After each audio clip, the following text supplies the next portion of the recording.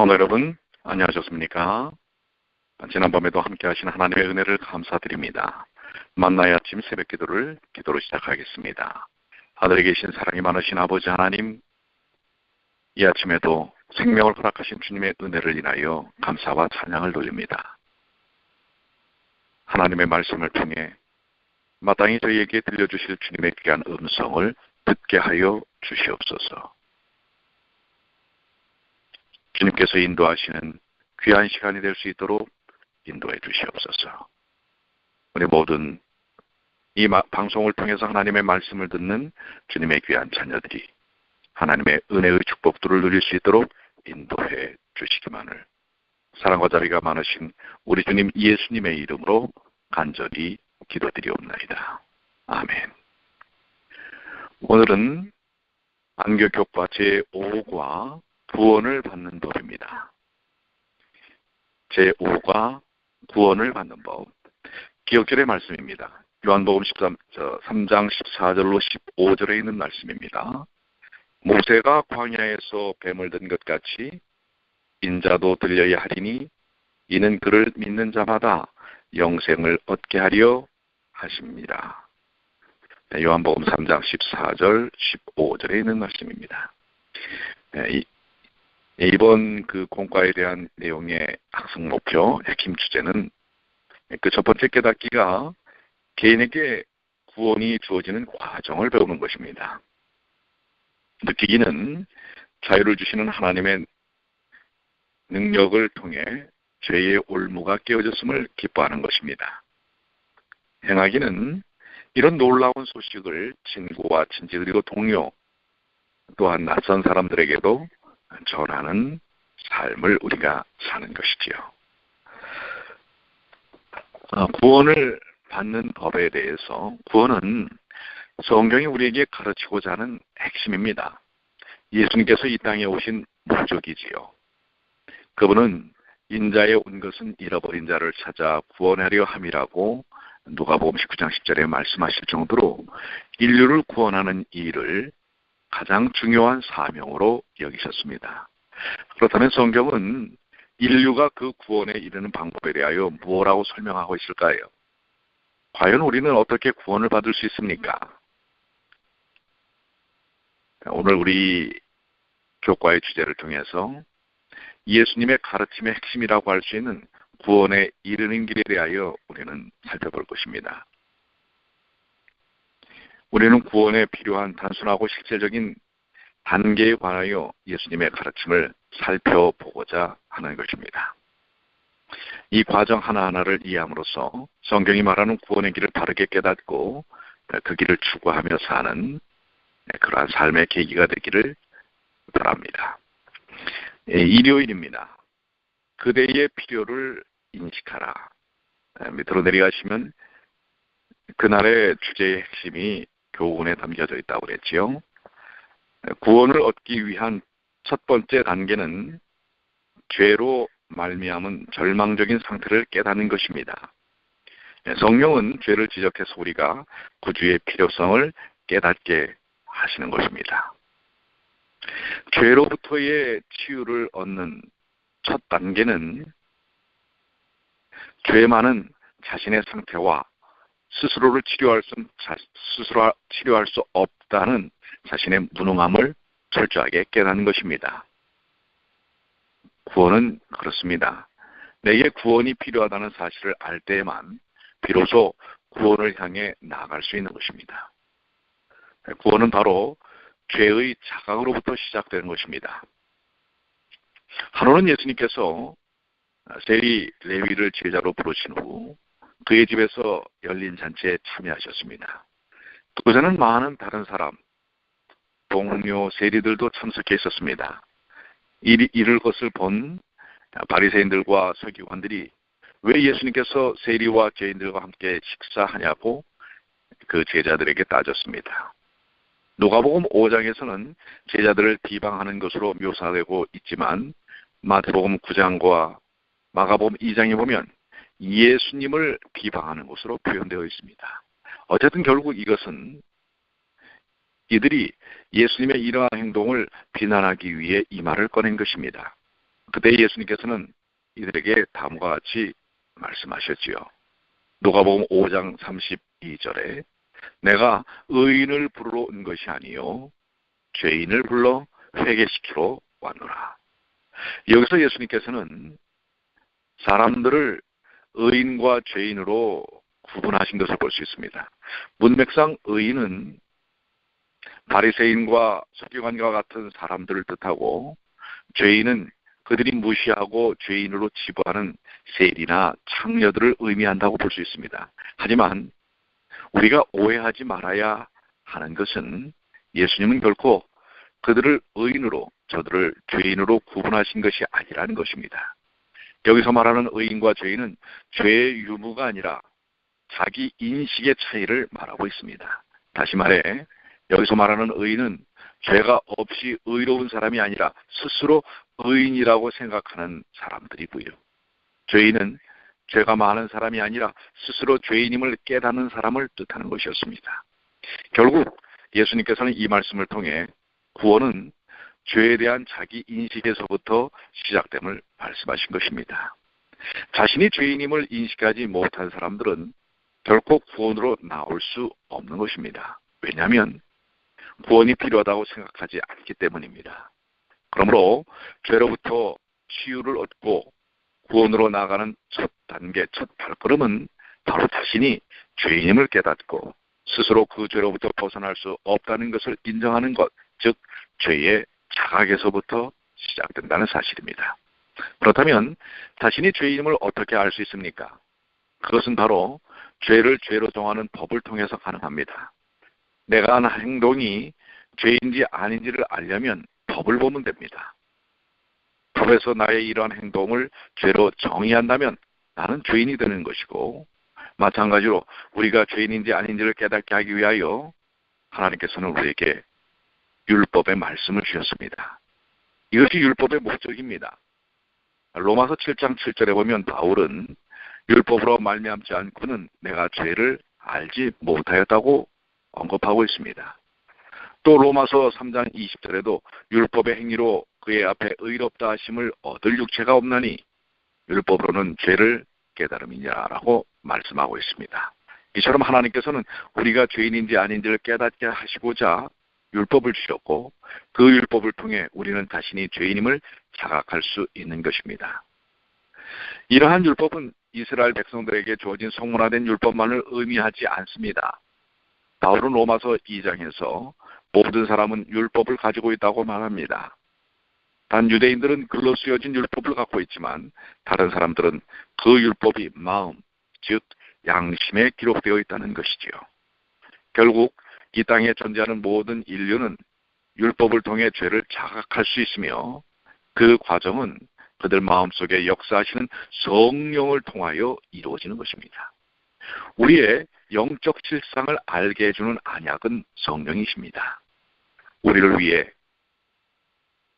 다른 일을 행하시기 전에 그분은 먼저 우리의 죄를 지적하십니다.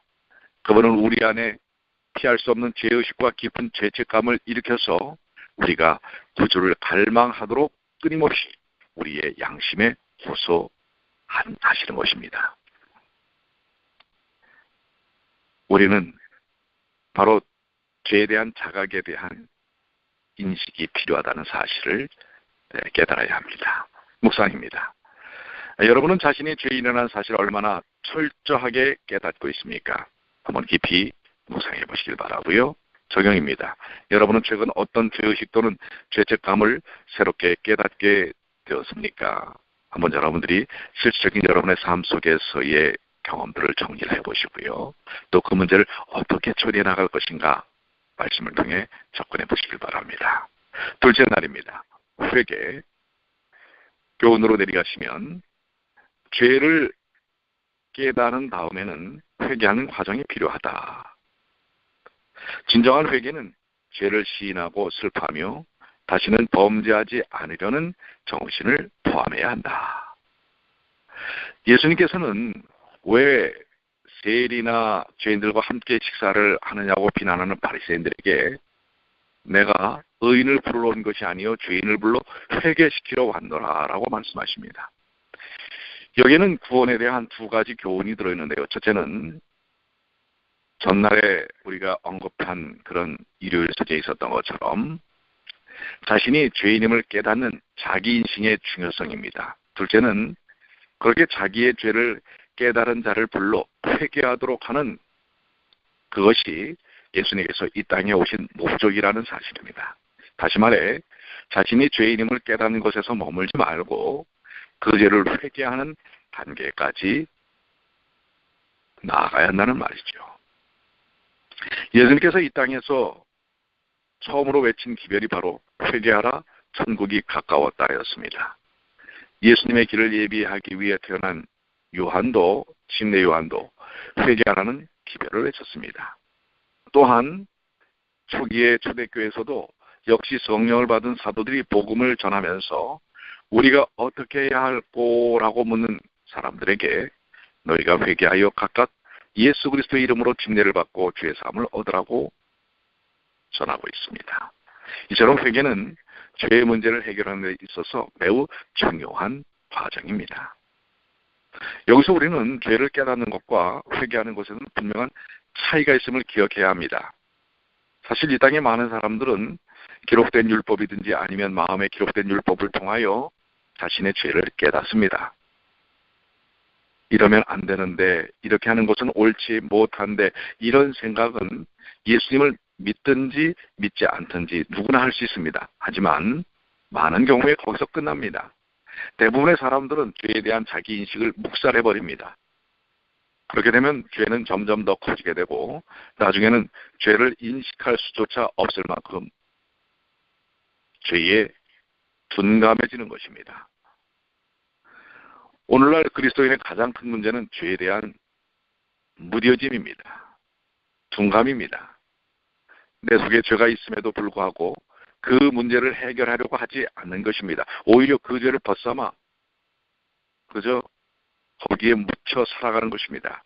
그러다 보면 점점 더 죄에 대하여 둔해지고 이렇게 죄의 인식을 묵살하면 묵살할수록 더욱더 우리는 영적인 총명함과 영적인 깊은 이해들을 잃어버리고 마는 것입니다. 그래서 우리는 깊이 기억해야 할 것입니다. 회개는 우리 속의 죄에 대해 민감하게 반응할 수 있는 감각을 다시금 살려주고 예민하게 하는 것입니다. 죄에 대하여 예민하면 예민할수록 우리는 더욱 예수님을 붙들게 되는 것입니다. 바울이 그의 말년으로 가면 갈수록 자신을 더 심각한 죄인, 즉 죄인 중에 괴수라고 표현한 것은 바로 죄에 대한 민감함이 갈수록 더 커졌기 때문에 그렇습니다. 작은 죄에도 민감하게 반응할 수 있는 영적인 깨달음, 이 순결한 깨끗한 영성이 이것이 바로 회개에서 비롯됨을 우리는 기억해야 합니다. 그러므로 우리는 날마다 마음속에 회개의 마음을 달라고 예수님께 기도해야 합니다. 회개의 영을 우리 속에 두셔서 우리로 하여금 죄를 깨닫고 그 죄를 미워하며 다시는 동일한 죄를 범하지 않도록 해달라고 간구해야 합니다. 우리는 이 일에 지체하지 말아야 합니다. 다른 건 몰라도 회개하는 일을 미루지 말아야 할 것입니다. 이것을 미루면 그 죄는 점점 더 깊어 우리 속에 뿌리를 내려 마침내 걷잡을 수 없는 결과를 우리에게 안겨주는 것입니다. 그러므로 우리는 하나님께서 죄를 깨닫게 하실 때 즉각적으로 그 음성에 반응하여 죄를 회개하고 돌이켜야 합니다. 이것이 참된 회개의 의미입니다. 묵상입니다. 여러분은 진정한 회개란 어떤 것이라고 생각하고 있습니까? 또 그것을 여러분들이 어떻게 삶을 통해 적용하고 있습니까? 여러분이 진실한 마음으로 가장 먼저 회개해야 할 죄는 과연 무엇입니까? 이 일에 대하여 여러분들 오늘 시간을 좀 갖고 깊이 묵상하시고 삶의 깨달음을 삶에 적용하시게 되길 바랍니다. 화요일입니다. 예수를 믿으라. 교훈으로 내려가시면 죄를 깨닫고 회개하는 자는 필연적으로 예수님을 믿습니다. 믿음은 예수님을 알고 신뢰하며 그분의 죽음을 인정하고 나의 구주로 영접하는 것입니다. 믿음이란 예수님을 신뢰하는 것이며 그분이 우리를 위해 당하신 죽음을 인정하는 것입니다. 예수님을 믿는다는 것은 그분을 알고 그분이 어떤 분인지 이해하며 그분을 개인적으로 영접하는 것을 의미합니다. 우리가 믿어야 할 것은 바로 우리를 용서하시는 하나님의 사랑입니다. 누가복음 15장에서 나오는 탕자의 비유를 생각해 보시길 바랍니다. 그가 가진 돈을 다 써버린 후에 어느 집에부터 돼지치는 일을 하면서 그에게 들려온 음식은 이 돼지만도 못한 내 자신에 대한 인식이었습니다. 실제로 성경은 그가 돼지가 먹는 쥐염 열매를 먹고자 하되 주는 자가 없었다고 말합니다. 돼지 먹일 건 있어도 넣어줄 건 없다는 이 인식을 통해 자기 자각을 합니다. 과연 나는 무엇인가? 나는 도대체 어떤 인생인가? 큰 깊은 자각을 갖습니다. 그리고 그 순간 그 자리를 박차고 일어나 아버지께로 돌아가게 만든 것은 그것은 바로 그 자각을 통해 그에게 생명을 준 사랑을 한없이 베푼 아버지에 대한 깨달음이요 믿음입니다. 더 정확히 말해서 아버지 사랑에 대한 믿음입니다.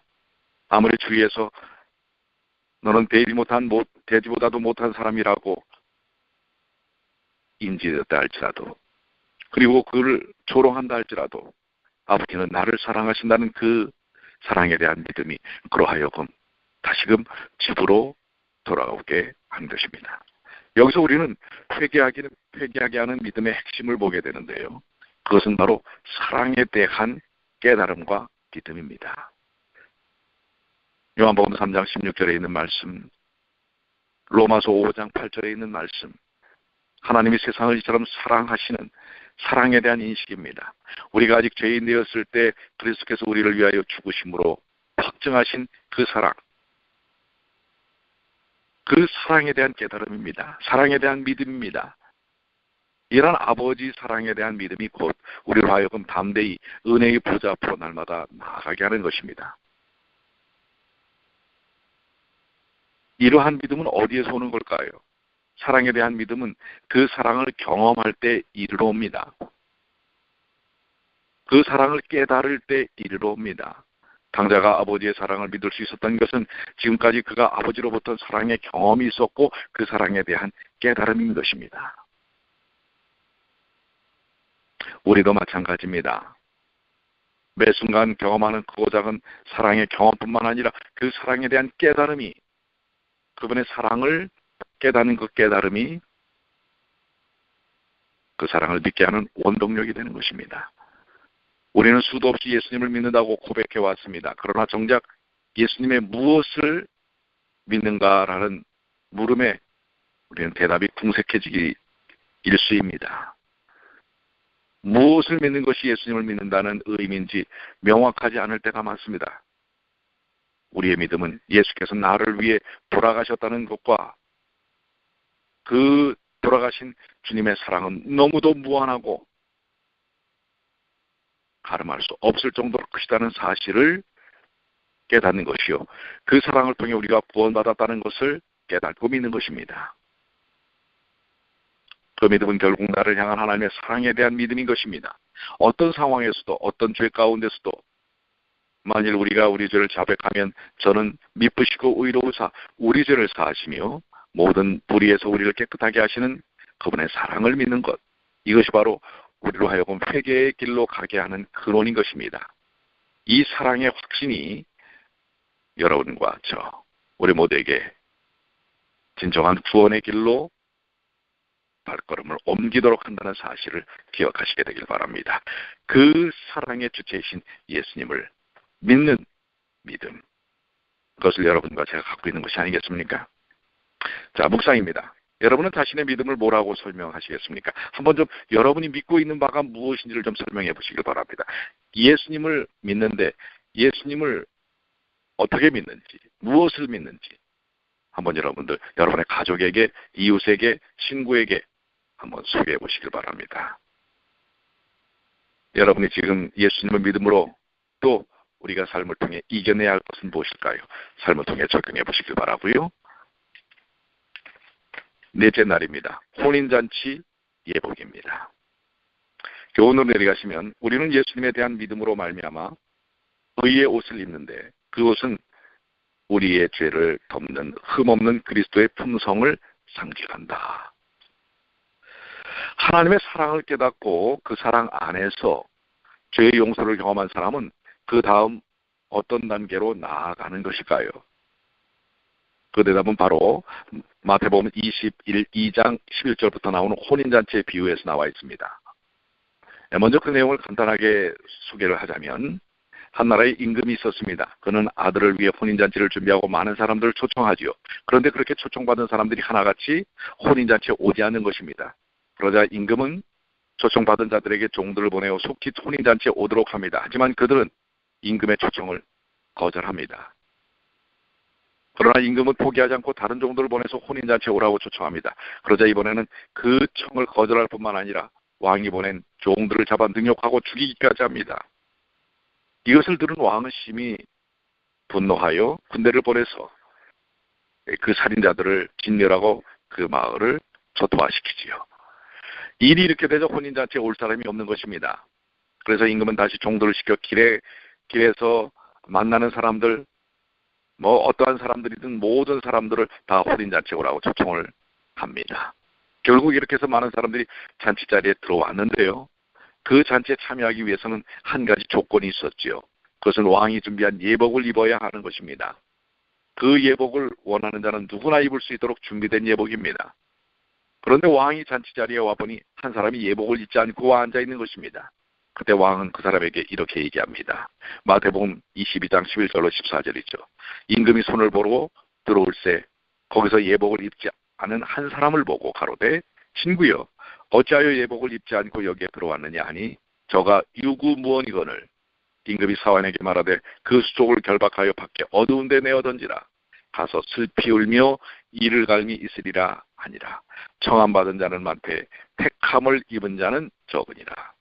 이 비유는 예수님의 초림과 십자가 이후에 유대인들이 끝까지 그분을 거절하자 그 특권이 이방인들에게 넘어가게 될 것을 나타내는 비유입니다. 이날 예수님께서는 비유 가장 마지막에 이런 말씀을 하셨죠. 청함을 받는 자는 많되 택함을 입은 자는 적으니라. 여기에 두 가지 개념이 나옵니다. 청함과 택함입니다. 청함은 무엇입니까? 아들의 혼인잔치를 준비한 임금은 사람들로 하여금 그 잔치에 오라고 초청합니다. 이것이 바로 청함입니다. 그렇다면 청함에 있어서 중요한 것은 누구의 선택일까요? 초청하는 사람일까요? 초청받는 사람일까요? 초청받는 사람의 선택입니다. 청했지만은 거기에 응하는 선택에 대한 주권은 선택받은 사람에게 있는 것입니다.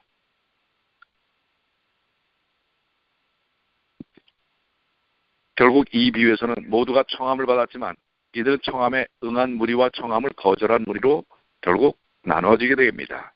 선택을 통해서요. 두 번째, 택함은 택함을 받은 자의 선택이 아니라 택한 사람의 선택입니다. 그렇다면 여기서 말하는 택함은 무엇을 의미합니까? 택함이라는 것은 청함에 응한 사람들 안에서 이루어지는 것입니다. 다시 말해서 청함을 받고 잔치자리에 참석한 사람 중에 주인에 의하여 택함을 받은 자들이 있다는 사실인데요. 쉽게 말하면 혼인잔치에 와 앉아있다 할지라도 그들이 다 택함을 받는 것이 아니라는 것입니다. 그럼 택함의 기준이 무엇인가요? 그것은 바로 예수님께서 분명히 말씀하셨죠. 택함의 기준은 바로 예복입니다. 아무리 혼인잔치에 와 앉아 있다 할지라도 이 일찍부터 와 앉아 있다 할지라도 그가 예복을 입지 않았다면 결국 택함을 받지 못하게 되는 것입니다. 그렇다면 여기서 말하는 예복은 무엇을 나타내는 걸까요? 그것은 바로 성도의 품성을 나타냅니다. 예수님께서는 오늘날 여전히 예복을 입지 않고 혼인잔치에 참석한 사람들이 있다고 말씀하십니다. 다시 말하면 여전히 성화되지 않고 변화되지 않은 품성을 가지고 10년, 20년 혹은 그 이상 그리스도인의 모습으로 살아가고 있는 사람들이 있다는 것입니다. 여러분들은 어떻습니까? 그러므로 우리는 엄숙하고도 진지한 마음으로 우리의 품성을 살피고 날마다 성령께서 우리 속에 들어오셔서 내 마음을 변화시켜 주실 것을 간구해야 합니다. 그렇지 않으면 우리는 분명 청함을 받았지만 택함을 받지 못한 무리들 속에 있게 될 것입니다. 매 안식일마다 교회는 와 있지만 그러나 택함을 받지 못할 수 있다는 사실을 기억해야 합니다. 이 사실을 들으니 여러분들 어떤 생각이 드십니까? 혹 나의 구원이 불안하다고 느껴지십니까? 나 같은 사람은 절대 구원받을 수 없다는 생각이 혹시 드십니까? 그러나 절대 그런 염려를 하실 필요가 없습니다. 왜냐하면 이 예복은 내가 준비하는 것이 아니라 임금이 이미 우리 모두를 위해 준비해 놓았기 때문에 그렇습니다. 우리는 단지 믿음으로 그 예복을 입으면 되는 것입니다. 여러분들 이 사실을 기억해야 합니다. 예수 그리스도의 품성을 우리가 우리의 삶을 통해서 만드는 것이 아니라 예수 그리스도께서 우리에게 나누어 주시는 것이라는 사실입니다. 우리가 갖는 품성은 예수님의 품성인데 그 품성은 예수님이 준비하신 품성입니다. 그 품성을 받아들이기만 하면 되는 것입니다. 자신의 죄를 회개하고 그분의 사랑 안에서 그 죄를 극복해 나가는 모든 사람들에게 예수님께서는 자신의 품성을 나눠주시는 것입니다.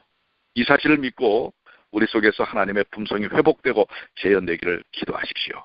내 인생을 고집만 하지 않으면 됩니다. 내 생각을 고집만 하지 않으면 됩니다. 주님께 내 자신을 내 죄인됨을 내려놓고 회개하고 맡기고 그 사랑 속에서 하나님의 은혜를 믿을 때 그리스도의 품성이 덧입혀지는 것입니다. 다섯째 날 우리 목요일로 넘어가면서 바로 예수님을 따르는 삶이 그러한 삶이지요. 자, 목요일 소재입니다. 예수님을 따르라. 예수님은 그분을 믿는 자들을 제자들로 부르신다. 진정한 제자란 그분을 믿을 뿐만 아니라 그분을 삶의 첫째 자리에 모시고 그분의 말씀을 지키는 것입니다. 지금까지 우리는 한 사람이 어떻게 죄를 해결하고 구원에 이르는지 그 과정에 대해서 살펴보았습니다. 다시 한번 정리하면 먼저 자신이 죄인을 깨닫고 그 죄를 하나님 앞에 가지고 나와 용서를 구하는 회개의 과정을 갖습니다. 이때 필요한 것이 바로 나를 향한 하나님의 사랑을 믿는 믿음이지요. 내가 아무리 더러운 죄인이라 할지라도 그분 앞에 나아가면 나의 모든 불의에서 깨끗게 하신다는 그 믿음, 이것이 우리로 하여금 하나님 앞에서 담대히 나아가게 하는 원동력이 됨을 살펴보았습니다. 이렇게 믿음을 가지고 죄를 용서받은 사람은 그 속에서 놀라운 변화를 경험하게 됩니다. 이것이 바로 품성의 변화지요. 마태복음 22장 비유에서 혼인잔치 예보로 묘사된 품성은 우리 스스로의 힘으로 변화되는 것이 아니라 변화를 받는 것입니다. 다시 말해 품성은 우리가 만들어가는 것이 아니라 그리스도께서 우리에게 나누어 주는 것입니다. 이렇게 그리스도 안에 있는 사람들의 마음이 그리스도와 같이 변화될 때 우리는 그 사람의 삶을 통해 품성의 열매를 보게 되는데 그것이 바로 순종의 열매입니다. 품성은 마음의 문제지만 결코 마음의 문제로 끝나는 것이 아니라 그것은 반드시 순종이라는 열매로 나타나게 됩니다. 바로 이것이 예수님을 따르는 삶입니다. 예수님께서 아버지와 자신과의 관계를 유대인들에게 하루 말씀하셨는데요. 그러자 많은 사람들이 그 말씀을 듣고 예수를 믿게 되었지요. 근데 예수님께서는 자기를 믿는 유대인들에게 이런 말씀을 하셨습니다. 요한복음 8장 31절에 그러므로 예수께서 자기를 믿는 유대인들에게 이르시되 너희가 내 말에 거하면 참으로 내 제자가 되고, 예수님께서는 자신을 믿는다고 따르는 유대인들에게 자신의 제자가 된다는 것은 단순히 믿는 것을 넘어서 그 말씀 속에 거해야 한다고 가르치고 계십니다. 이 말씀은 예수를 향한 믿음이 반드시 순종이라는 열매로 나타나야 하는 것입니다. 구원은 분명 믿음으로 받는 것입니다. 이는 저를 믿는 자마다 멸망치 않고 영생을 얻는다는 것이 성경의 약속입니다. 그러나 이 믿음은 반드시 순종이라는 열매를 거두게 될 것입니다. 이것이 산 믿음의 아주 자연스러운 결과입니다. 우리가 씨앗을 땅에 심으면 그것 때문에 싹이 나고 자라 열매를 맺게 되는 것이 자연스러운 일인 것처럼 믿음이라는 씨앗은 우리 삶의 순종이라는 열매를 받게 되는 것입니다. 그래서 우리가 예수님의 제자로 살게 되는 것입니다. 묵상입니다. 지금 여러분의 신앙생활은 제자의 삶과 얼마나 일치하고 있습니까? 한번 좀 깊이 묵상해 보시고요. 적용은요. 여러분이 예수님의 제자로 살기 위해 내려놓아야 할 것은 무엇입니까? 우리 오늘 구원을 받는 과정과 단계에 대하여 함께 말씀을 나눴습니다. 결론은 하나님은 모든 사람을 구원하시기를 원하시기 때문에 그분께 나아가는 과정은 단순하며 모두에게 열려있다는 사실이죠. 우리가 구원의 필요를 깨닫고 죄를 고백하며 그리스도를 믿을 때 유일한 세상의 구주께서는 우리를 기쁨으로 충만케 하시며 그분의 본인 예복, 품성을 입혀주신 것입니다. 오늘 우리의 삶 속에서 그리스도의 제자로서의 순종의 아름다운 경험들, 열매가 맺혀지게 되기를 간절히 축원합니다. 기도하시겠습니다. 아버지 하나님 감사합니다.